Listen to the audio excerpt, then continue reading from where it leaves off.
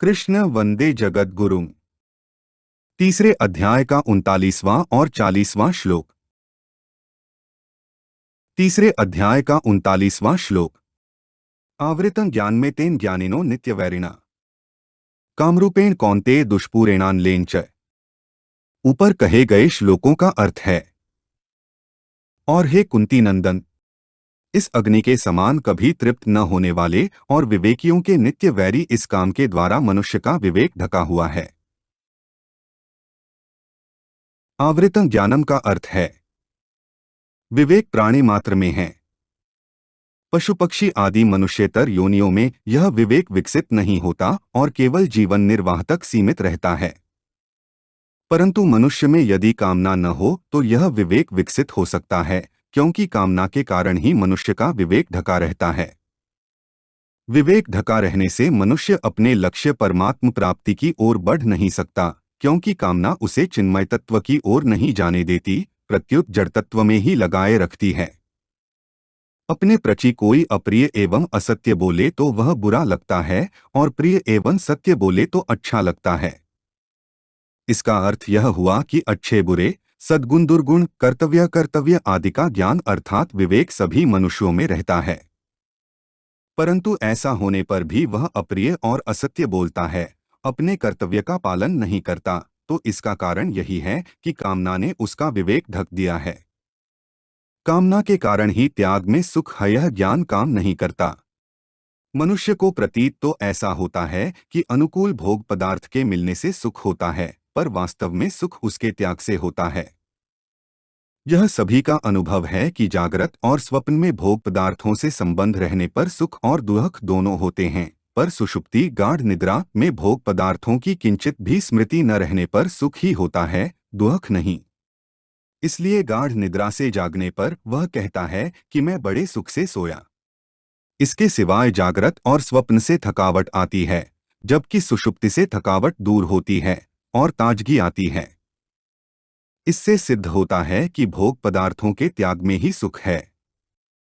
धन की कामना होते ही धन मन के द्वारा पकड़ा जाता है। जब बाहर से धन प्राप्त हो जाता है तब मन से पकड़े हुए धन का त्याग हो जाता है और सुख की प्रतीति होती है। अथ वास्तव में सुख की प्रतीति बाहर से धन मिलने पर नहीं हुई, प्रत्युत मन से पकड़े हुए धन के त्याग से ही हुई है। एतेन 37वें श्लोक में भगवान ने पाप करवाने में मुख्य कारण काम अर्थात कामना को बताया था।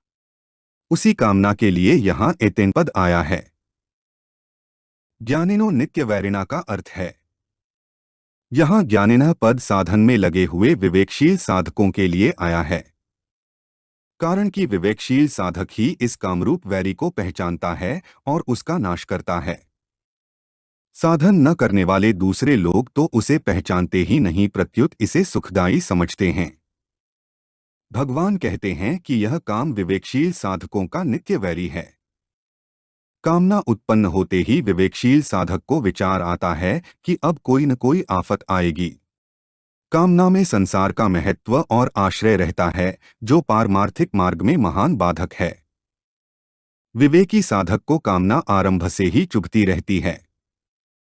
परिणाम में तो कामना सबको दुख देती ही है।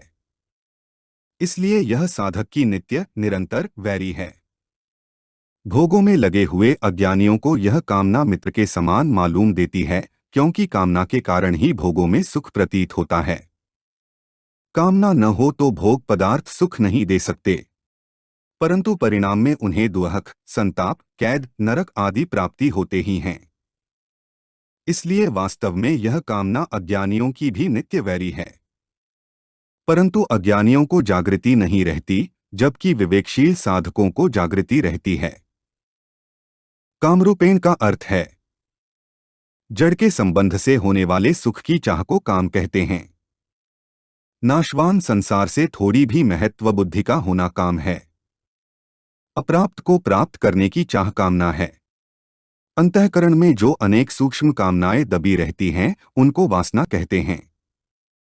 वस्तुओं की आवश्यकता प्रतीत होना स्पृहा है। वस्तु में उत्तमता और प्रियता दिखना आसक्ति है। वस्तु मिलने की संभावना रखना आशा है, और अधिक वस्तु मिल जाए यह लोभ या तृष्णा है। वस्तु की इच्छा अधिक बढ़ने पर याचना होती है। ये सभी काम के ही रूप हैं। दुष्पूरेणान का अर्थ है जैसे अग्नि में घी की सुहाती सुहाती अनुकूल आहुति देते रहने से अग्नि कभी तृप्त नहीं होती, प्रत्युत बढ़ती ही रहती है। ऐसे ही कामना के अनुकूल भोग भोगते रहने से कामना कभी तृप्त नहीं होती, प्रत्युत अधिकाधिक बढ़ती ही रहती है। जो भी वस्तु सामने आती रहती है, कामना अग्नि की तरह उसे खाती रहती है। भोग और संग्रह की कामना कभी पूरी होती ही नहीं। जितने ही भोग पदार्थ मिलते हैं, उतनी ही उनकी भूख बढ़ती है। कारण की कामना जड़ की ही होती है, इसलिए जड़ के संबंध से वह कभी मिटती नहीं, प्रत्युत अधिकाधिक बढ़ती है। तीसरे अध्याय का 40वां श्लोक। इंद्रियाणि मनोबुद्धिरस्याधिष्ठान मुच्यते एतैर्विमोह्यत्येष ज्ञानमावृत्य देहिनम्। ऊपर कहे गए श्लोकों का अर्थ है इंद्रिया, मन और बुद्धि इस काम के वासस्थान कहे गए हैं। यह काम इन इंद्रिया, मन और बुद्धि के द्वारा ज्ञान को ढककर देहाभिमानी मनुष्य को मोहित करता है। इंद्रियाणि मनोबुद्धिरस्याधिष्ठान मुच्यते, काम 5 स्थानों में दिखता है। 1 पदार्थों में, 2 इंद्रियों में, 3 मन में, 4 बुद्धि में और 5 माने हुए अहम मैं अर्थात कर्ता में। इन 5 स्थानों में दिखने पर भी काम वास्तव में माने हुए अहम में ही रहता है, परंतु उपर्युक्त 5 स्थानों में दिखाई देने के कारण ही वे इस काम के वासस्थान कहे जाते हैं। समस्त क्रियाएं शरीर, इंद्रियों, मन और बुद्धि से ही होती हैं। ये चारों कर्म करने के साधन हैं। यदि इनमें काम रहता है तो वह परमार्थिक कर्म नहीं होने देता।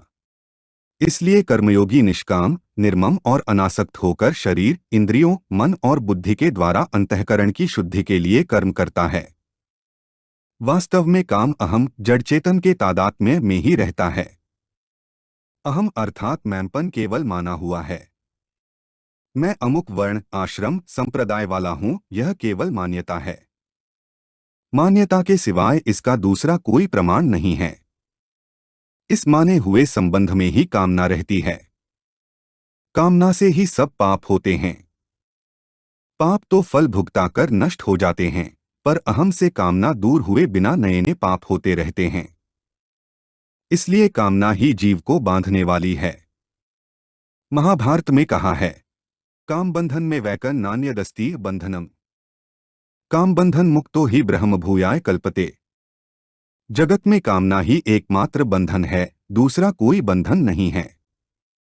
जो कामना के बंधन से छूट जाता है वह ब्रह्म भाव प्राप्त करने में समर्थ हो जाता है। एतैर्विमोह्यत्येष ज्ञानमावृत्य देहिनम्। कामना के कारण मनुष्य को जो करना चाहिए वह नहीं करता और जो नहीं करना चाहिए वह कर बैठता है। इस प्रकार कामना देहाभिमानी पुरुष को मोहित कर देती है। दूसरे अध्याय में भगवान ने कहा है कि कामना से क्रोध उत्पन्न होता है, कामात् क्रोधोभिजायते, और क्रोध से सम्मोह अत्यंत मूढ़भाव उत्पन्न होता है, क्रोधात् भवति सम्मोहः। इससे यह समझना चाहिए कि कामना में बाधा पहुंचने पर तो क्रोध उत्पन्न होता है, पर यदि कामना में बाधा न पहुंचे तो कामना से लोभ और लोभ से सम्मोह उत्पन्न होता। तात्पर्य यह कि कामना से पदार्थन मिले तो क्रोध उत्पन्न होता है और पदार्थ मिले तो लोभ उत्पन्न होता है। उनसे फिर मोह उत्पन्न होता है। कामना रजोगुण का कार्य है और मोह तमोगुण का कार्य। रजोगुण और तमोगुण पास पास रहते हैं। आथ काम, क्रोध, लोभ और मोह पास पास ही रहते हैं। काम इंद्रियों, मन और बुद्धि के द्वारा देहाभिमानी पुरुष को मोहित बेहोश कर देता है। इस प्रकार काम रजोगुण का कार्य होते हुए भी तमोगुण का कार्य मोह हो जाता है। कामना उत्पन्न होने पर मनुष्य पहले इंद्रियों से भोग भोगने की कामना करता है। पहले तो भोग पदार्थ मिलते नहीं और मिल भी जाए तो टिकते नहीं, इसलिए उन्हें किसी तरह प्राप्त करने के लिए वह मन में तरह तरह की कामनाएं करता है। बुद्धि में उन्हें प्राप्त करने के लिए तरह तरह के उपाय सोचता है। इस प्रकार कामना पहले इंद्रियों को संयोगजन्य सुख के प्रलोभन में लगाती है। फिर इंद्रियां मन को अपनी ओर खींचती हैं और उसके बाद इंद्रियां और मन मिलकर बुद्धि को भी अपनी ओर खींच लेते हैं। इस तरह काम देहाभिमानी के ज्ञान को ढककर इंद्रियों, मन और बुद्धि के द्वारा उसे मोहित कर देता है तथा उसे पतन के गड्ढे में डाल देता है। यह सिद्धांत है कि नौकर अच्छा हो पर मालिक तिरस्कार पूर्वक उसे निकाल दे तो फिर उसे अच्छा नौकर नहीं मिलेगा। ऐसे ही मालिक अच्छा हो पर नौकर उसका तिरस्कार कर दे तो फिर उसे अच्छा मालिक नहीं मिलेगा। इसी प्रकार मनुष्य परमात्म प्राप्ति किए बिना शरीर को सांसारिक भोग और संग्रह में ही खो देता है तो फिर उसे मनुष्य शरीर नहीं मिलेगा। अच्छी वस्तु का तिरस्कार होता है अंतःकरण अशुद्ध होने से और अंतःकरण अशुद्ध होता है कामना से। इसलिए सबसे पहले कामना का नाश करना चाहिए।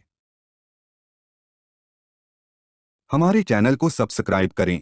अगर यह जानकारी आपको अच्छी लगी तो वीडियो को लाइक करें, वीडियो को अपने दोस्तों के साथ शेयर करें, अपने सुझाव हमें कमेंट करके बताएं। जय श्री कृष्णा।